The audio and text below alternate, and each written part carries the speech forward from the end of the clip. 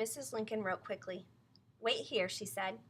She went through a door that connected her room with another and left the door half open.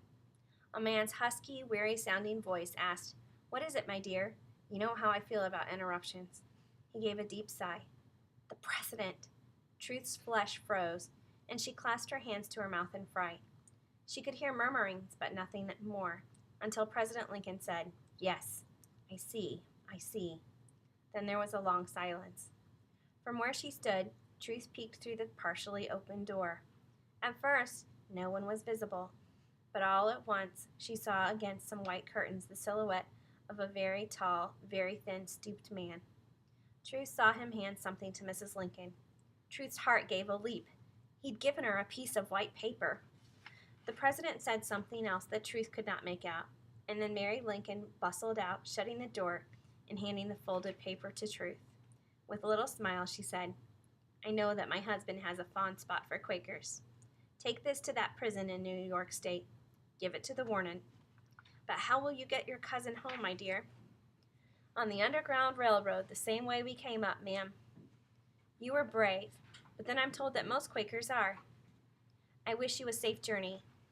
"Oh, thank thee! We thank thee!" cried Truth. "Thank the president, too." Mary Lincoln smiled. "I've already thanked him for you. You will see that your name is on the outside of the note." Lily touched Truth's arm and said, "All of us thank you for your trouble, ma'am. We won't take up more of your time." Mrs. Lincoln nodded and reached for a tapestry bell pull beside a damask drapery. Her maid came in at once. The president's wife told her, "Show these good people out." Once more, Truth, Squire, and Lily followed the black woman to the side door, where she spoke to the guards. She walked them to the gates, speaking to every guard, and then left them to go back to the mansion.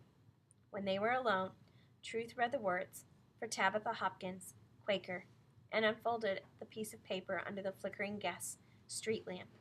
Written in crooked writing, the note said, "Commandant, Elmira Prison. Release the Quaker prisoner Robert Bardwell from North Carolina to his family, represented by Tabitha Ruth Hopkins. Return this note to the Quaker girl, so that no other men can take him prisoner or force him into the Union Army. A. Lincoln." Truth held the note to her chest with both hands. She had what she'd come so far to get. She asked Squire, "What's the fastest way to Elmira?" "A train. We'll go tonight. We can sleep on it." "I still have some money. I will give it to thee." "No, you keep that. You'll have to buy 2 tickets from Elmira to Maryland." He chuckled. "From then on, it won't cost you anything, but the ride won't be so comfortable." "I know, but I don't care. Robert won't care either. We're going home." Lily said he could stay in the North and be safe with that letter. "So could you. We'd find you work here." Truth shook her head. "No, Robert will want to go home, and so do I."